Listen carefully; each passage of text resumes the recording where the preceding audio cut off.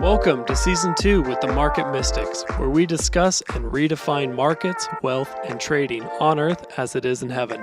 Join us on the journey while we consider new possibilities with special guests who might just challenge a few perspectives. Get ready to dive in deep with your hosts, Joshua and Kim.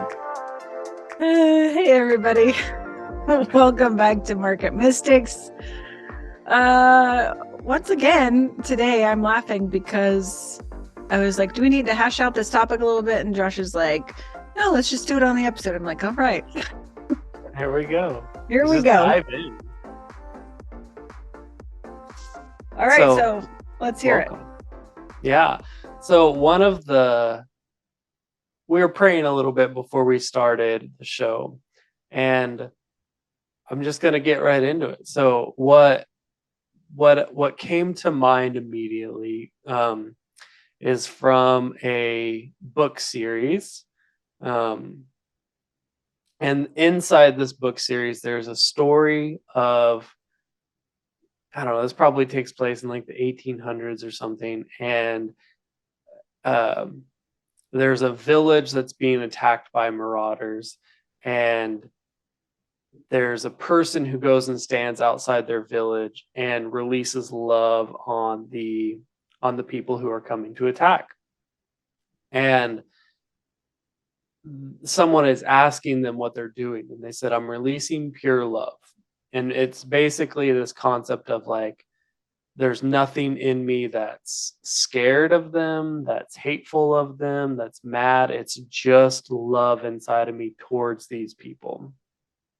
And they said they'll have one of two responses. If their bodies are open to the frequency of love, then they won't have any desire to attack again. Love will transform whatever is causing them to attack, and they'll just come to us and be friendly. Or if they resist that frequency of love, they will just start attacking each other because it will create this like chaoticness inside of them. And so I'm sitting there thinking about this and like just how important love is and what life could really be like if we learned, even in small ways, to just be able to release pure love towards a person, a part of creation, a situation, whatever it is. Like, what would that really do? How would that really change lives? Like, maybe it would, like, we read in the Bible, like, God is love and love is the most powerful. And, if you don't have love, none of these other gifts matter. And there's all these things about it, but do we really understand like how transformational just love could be? Mm-hmm. And so I just, wanted to toss that out there. And there was a few other things we were talking about. And, one of them was the importance of sharing a meal with someone, just sitting down at a table and eating with them. But I think in some ways that's an act of love. Like, and so I think it's all tied in together. And so I just kind of wanted to like throw this whole thing out on the table and just, let's just dive in and see where it goes. I like it. I mean, you were talking about scripture, and I also thought of perfect love casts out all fear. And I'll tell you a little bit about some of the experience I've had. I love the topic of love, by the way. You love love. I love love. I love the topic of love. Back in my days of really not following the Lord, I went on this deep dive study just by myself for no good reason. Well, not no good reason, but I went on this deep dive study of the concept of love. So I have a lot to say about it, and I'll try to stay like pointed, but I have to say, just in some of my experience, we had for a while this group that we would call like a battle group. And we would get together and we would seek the Lord. Josh, you were part of this. You were part of this experience that I had. We would get together, we would seek the Lord and just be open to whatever he wanted us to do. And oftentimes it was very focused on spiritual warfare, and he would point us in a certain direction. We would go do whatever he led us to do. And we were a group of people just kind of submitting to doing his work.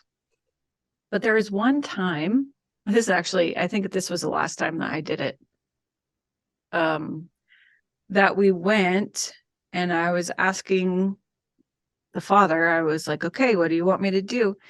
And he told me to stand down, and essentially that the only weapon that I could wield was love.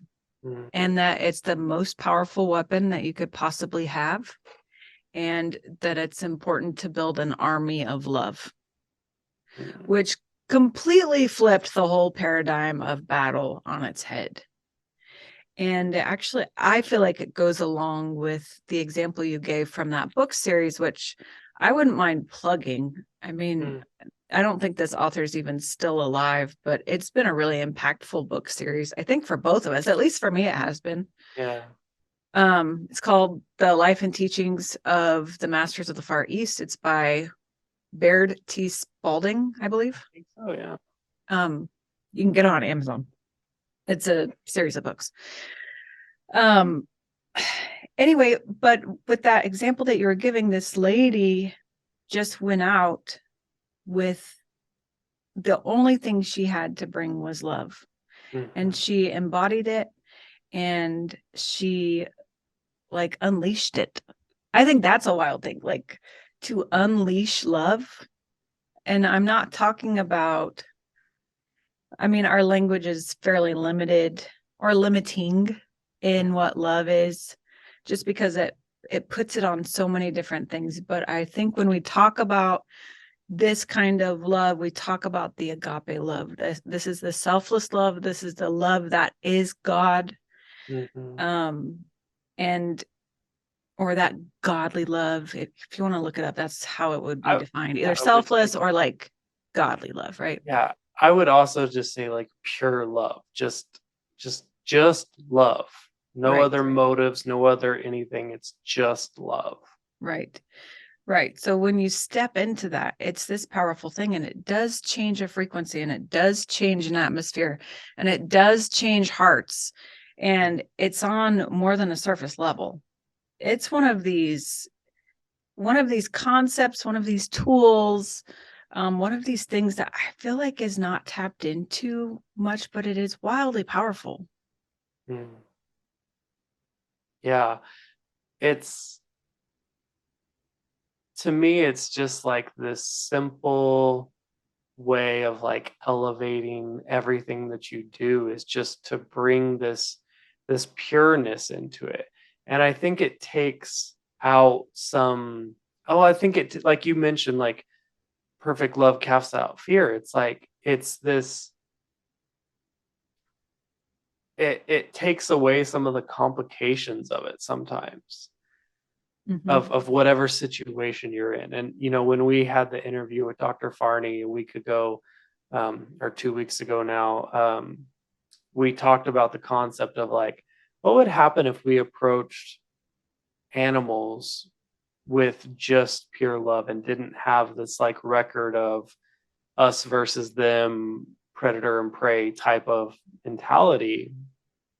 What would happen if that happened, if we were able to do that? And C.S. Lewis has a trilogy that he wrote about space. And in the last book, there's a guy who lives in a cabin in the woods, and he has like a bear and he has all sorts of animals that live in the house. And when he'll eat his food, he eats his food, and then he brushes the crumbs on the floor. And then he calls to these mice that live in the walls, and they come and pick up the crumbs. And someone's asking him about it, and he's just like, well, I have something I don't want that they want.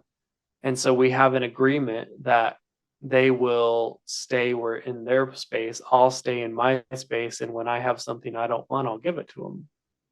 And it's it's like this harmonious living. Mm. And I understand, like, the C.S. Lewis is a fictional book.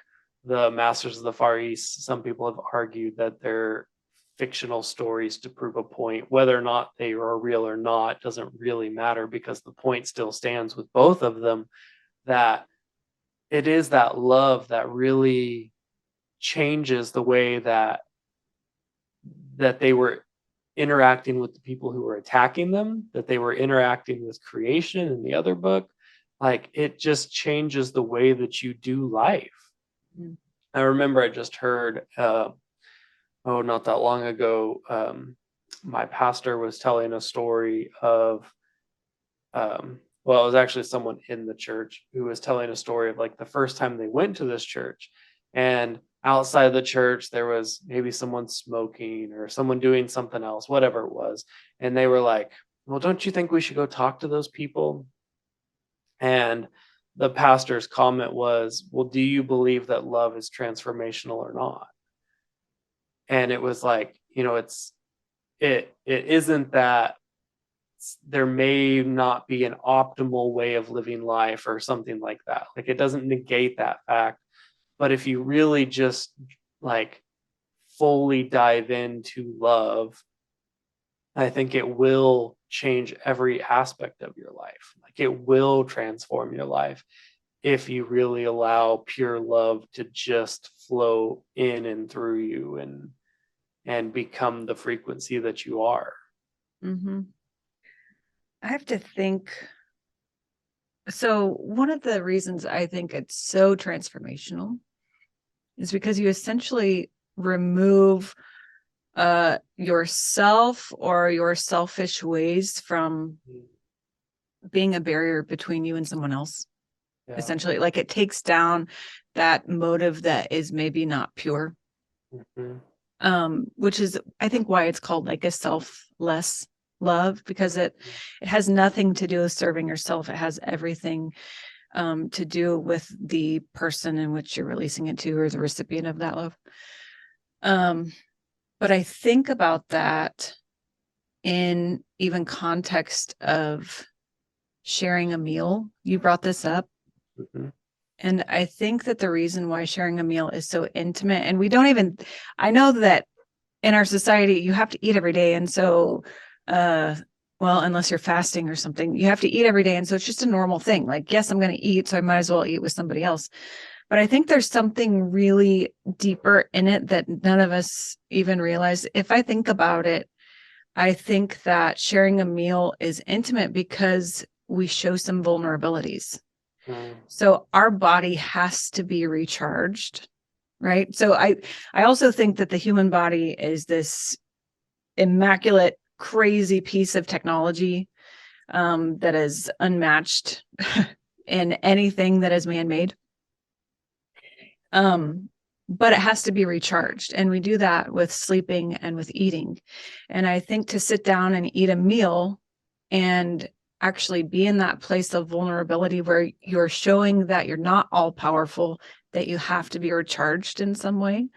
I think that deeply, very unconsciously, it is an act of intimacy. And I think that's why, because we're taking that self out of it. So yes, we're eating to sustain ourselves, but we're taking down these barriers of being like wildly strong or resistant to any kind of adversity or any of those kinds of things that we try to put up as, I don't know, a show or a facade about ourselves to protect ourselves even. Yeah. But I mean, you could say the same thing about allowing yourself to sleep with someone. I'm not talking about like sexual or any of that. That's a whole other thing, but just simply to snooze. Mm-hmm. Just sharing a bed. Yeah. Right. There's a very intimate thing about that because, again, you're getting into this place of having to recharge, and it's a very vulnerable place. You know? What do you think about that? I like this concept of, like, there's a softness in needing to recharge, that when you open yourself up to community in that, or just another person in that it's a very intimate thing. I don't know that I've thought about that before. I really like that concept and how it applies to eating and sleeping and whatever. I'm sure there's other things that it could be. I mean, in some regards, like maybe taking a walk with someone, like there's that's just, life is so interesting when we open ourselves up to share it with someone else, and love is so interesting when you open up to share love with someone else, because it is a very vulnerable thing, and there is a really good chance that that's going to cause pain. But it's so interesting to me, like what is does the pain can't have the same effect as it would if you were in a position of just love. What do you mean? Well, like I think about the story of like Yeshua in the Bible, and it's, his best friends deny him, betray him, he's beaten, he's rejected by large numbers of people, he's crucified. But like he was doing it for them, and it was an act of love that he was doing for them. And I would imagine that it didn't have the same, his cellular record didn't carry the same thing that somebody else might have had they gone through that same situation. And I think that the reason it had to be was because he was carrying this pure love. And so if we went into a situation where we were at a frequency of love and somebody else did something that was hurtful to us, I don't think that it would have the impact that it would otherwise, just because love, like, I think it's a high enough frequency that the other stuff wouldn't stick to it. Maybe you still remember that it happened, but does the trauma of it have that impact? Probably not. That's an interesting thing, because I think about situations like that, and you really have a choice. You can either like come in with love, have something adverse happen, and then retreat back and like pull back on that love, or you could choose to expand that even further and allow that to dictate how the situation unfolds, or like your reaction to that. And I think that's a really interesting thing too, because I don't think it's the easiest thing. If somebody came in here and like started attacking me, it wouldn't be the easiest thing for me to not like retreat within myself and like put up my defenses. Right. To go, oh, wait, here's the love, but I'm just going to open it up even more. That's a wild thing. And I personally would need to be able to work to get to that place where I could react that way. Well, it's scary to think about that. Like, it's scary to think about, well, what would happen if I did that? Like, I could die. Right. But then perfect love casts out all fear. I know. And so it's scary, but this could actually get rid of that. Right. And I think that's kind of the thing that I want to play around with. And I'm not saying play around with by walking into a cage with lions or walking, like inviting someone to come into my home and attack me or something like that. That's not what I'm talking about. But like starting to play around with love within myself, to see just like, what is it like in these situations where fear rises up, if instead, like you're talking about, instead of like building walls and being defensive, if I retreat into love, like what does that look like? And I think that's like, that just feels like a really fun experiment to me, to see what that could be like. It's true. I think it takes some mindfulness or Yeah. it would for Oh, for me sure. anyway. I For mean, sure. I don't think if I it's feel something. threatened, I think it's natural for us to want to retreat, Yeah. right? I don't But think if- it's something you walk into quickly. Right. Yeah. It's an interesting concept. I would be curious to know if any of our listeners have done this, have made a practice of something like this, and what you found. I don't know. I just kind of want to open it up because I would love to hear other perspectives about this topic. Yeah. You know, Yeah. like, have you tried it? If so, what were the practices you had to go through to get there? Did you just flip a switch? All those things. And if you haven't tried it, what do you think would be a hang up for you? What do you think would be a key to making it happen? All of those things. Yeah. I don't know. I'm just curious to know people's thoughts on that. Yeah. I think that would be really fascinating to have some conversations, hear some stories. Sure. So comment on this, whether it's on YouTube, if it's on Facebook, if it's on wherever you get podcasts, if you email us, if you private message us, whatever it might be, we might just invite you on the show too. That's right. Don't put it past us, because these are the kinds of conversations we want to have. That's right. Okay. Well, we look forward to your feedback. And we'll see you Sounds next good. time. See you guys. Thank you for sticking around. Listen for new episodes every Monday and Thursday. Find us on all social media platforms by searching for Market Mystics. Don't forget to follow and subscribe.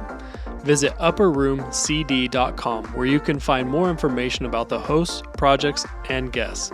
Go deeper by booking a coaching appointment focused on redefining identity and wealth in your life. See you next time.